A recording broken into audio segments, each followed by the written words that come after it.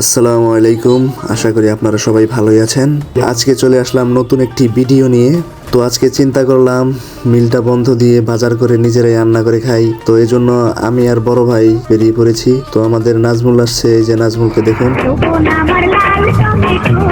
তো আমরা এখন মুরগির দোকানে চলে গেলাম, এখান থেকে মুরগি নেব একটা। যেহেতু আমরা তিনজনেই খাওয়া দাওয়া করবো, তাই এখান থেকে একটা মোটামুটি মাঝারি সাইজের একটা মুরগি নিয়ে নিলাম আমরা।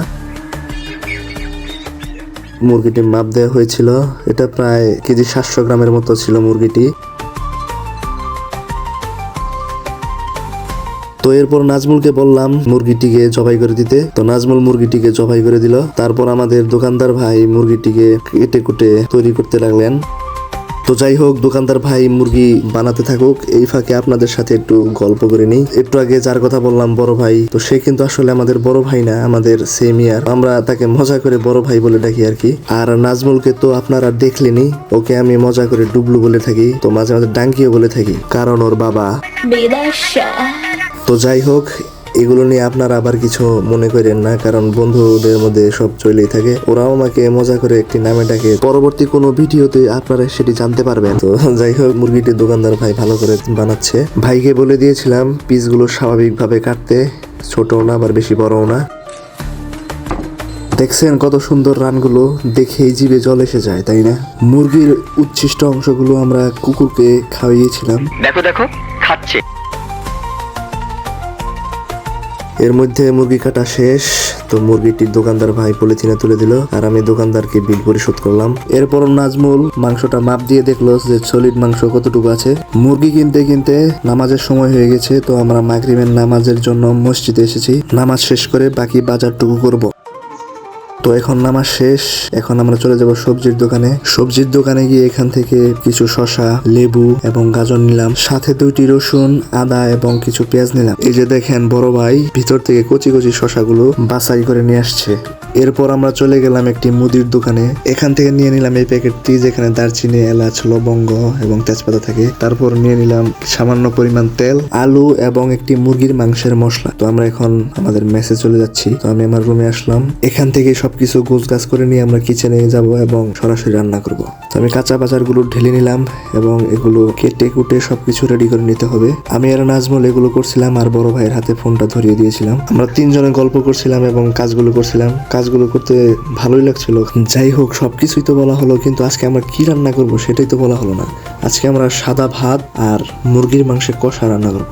সবকিছুই আমরা পরিমাণ মতো নিয়ে আসছি, যাতে আমরা তিনজনে ভালো মতো একবেলা খেতে পারি। তো আমাদের কাটাকাটি মোটামুটি প্রায় শেষ, সালাদগুলো পরেই করে নেব, এই জন্য ময়লাগুলো তুলে ফেলে দিব।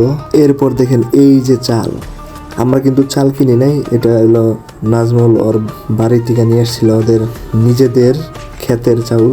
এই দিকে আমাদের সবার প্রিয় বড় ভাই আলু ছিলাচ্ছিল। অন্যদিকে আমি পেঁয়াজ, রসুন এবং আদা ভালোভাবে ধুয়ে নিচ্ছি।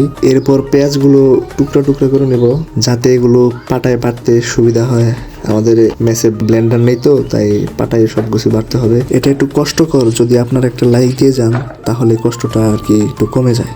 তো অন্যদিকে বড় ভাই মুরগির মাংসগুলো ভালো করে ধুয়ে পানি ঝরে নিচ্ছে। এরপর একে একে সকল মশলাগুলো একটি বাটিতে নিয়ে নিলাম। এখন পাটাটি পরিষ্কার করে নিচ্ছি। এখন আমি এখানে পেঁয়াজ, রসুন এবং আদা একসাথে পেস্ট করে নিব। এভাবে পাটায় বাটা আসলে অভ্যাস নাই, তাই একটু কষ্টকর আর কি। এরপর নাজমুল ভাত রান্নার জন্য চাউল বসিয়ে দিল, আর তরকারির জন্য পেঁয়াজগুলো কুচি কুচি করে কেটে নিচ্ছিল। আসলে ও কাটাকাটি একটু ভালো করতে পারে, তো তাই ওকে দিয়েছিলাম। আর এইদিকে আমার মশলা বাটা প্রায় শেষ, এগুলো আমি তুলে নিলাম। আর আজকের রান্না সম্পূর্ণ ভার নাজমুলের উপরে। তো কড়াইতে তেল দিয়ে দিয়েছে, কড়াইতে তেল গরম হতে থাকুক। আর এদিকে বড় ভাই আলুগুলো কিউবের মতো করে কেটে নিচ্ছে। তো আলু কাটা শেষ, এখন মাংসগুলো গরম তেলে একটু ভেজে নেব, কোনো মশলা ছাড়া।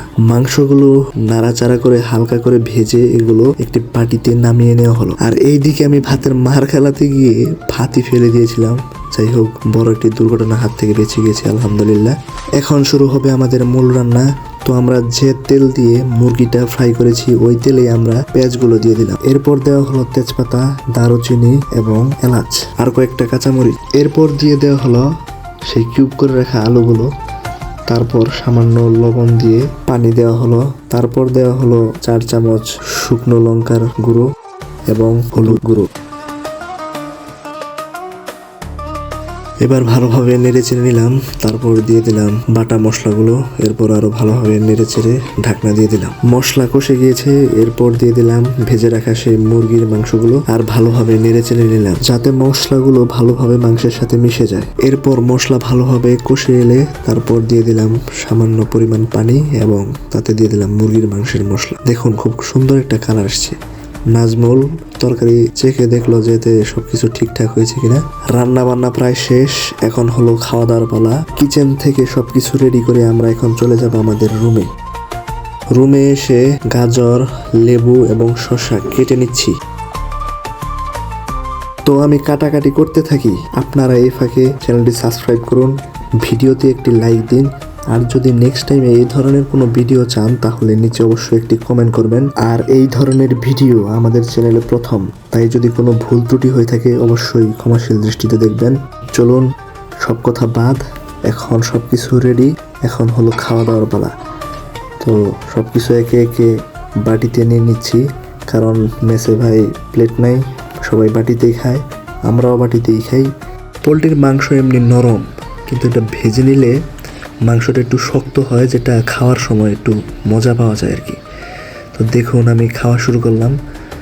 বিসমিল্লাহির রহমানির রহিম। সত্যি কথা বলতে তরকারিটা অনেক মজা হয়েছিল। দেখা হবে পরবর্তী কোনো ভিডিওতে। সকলে আমার জন্য দোয়া করবেন। আসসালামু আলাইকুম।